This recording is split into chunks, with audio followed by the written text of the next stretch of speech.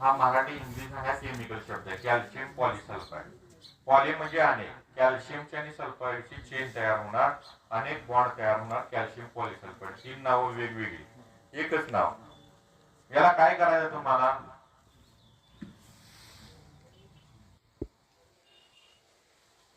गोड तेलाचा डबा पहिल्यांदा कट करून घ्या, जे नवीन असेल त्याने.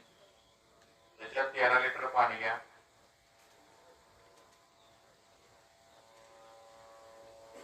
आणि 2 किलो गंधक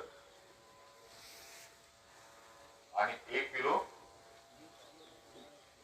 चुना. आणि काय करा? उकळणे. किती वेळ उकळणे? एक सारखं अर्धा ते पाऊण तास उकळायचं. काय करायचं? एक सारखं अर्धा ते पाऊण तास उकळायचं. आता तुमचा जो गंधक आहे तो पाण्यात विरघळत नाही. हा काय होईल? उकळायला लागल्यानंतर पाणी, गंधक पाण्यात विरघळायला सुरुवात होईल. अर्धा पाऊण तासानंतर पूर्ण गंधक पाण्यात विरघळेल. अर्ध्या पाऊण तासानंतर काय करा? हा जाळ बंद करा, उकळण्याची प्रोसेस बंद करा, थंड होण्यासाठी ठेवा. थंड झाल्यानंतर काय होईल? हा चुना आहे तो काय बसेल? खाली बसणार आणि वर लाल कलरचं पाणी राहील. काय होईल? आणि तेवढं अलगद हळुवारपणे लाल कलरचं पाणी काढून घ्यायचं. काय घ्यायचं? ते किती निघेल? 7 लिटर पाणी निघेल. किती? 13 लिटर पाणी टाकलेलं आहे, त्याच्यामध्ये 7 लिटर पाणी निघणार. हे 7 लिटर पाणी निघालं, हेच लाईम सल्फर आहे. हे काय करेल? यानं कॅल्शियम मिळाल्यामुळं पेशीच्या भित्तिका मजबूत होतील, कडक होतील, त्यामुळे रोगाला लवकर बळी पडणार नाही.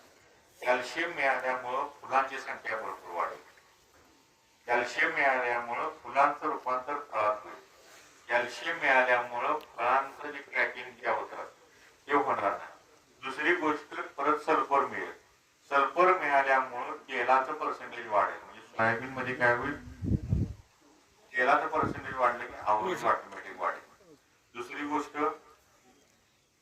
सरकीमध्ये तेलाचं पर्सेंटेज वाढल्यावर कापसाचं काय होईल? कापसाचं वजन वाढेल. बियाचं वजन वाढलं तरच ती वाढणार. कापसाचं वजनापेक्षा सरकीचं वजन वाढलं पाहिजे. काय पाहिजे?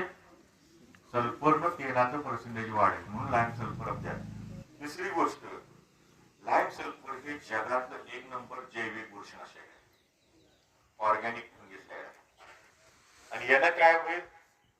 बुरशी खलास होईल. तुमची सड वगैरे जे असते, सड वगैरे थांबवेल. काय करेल?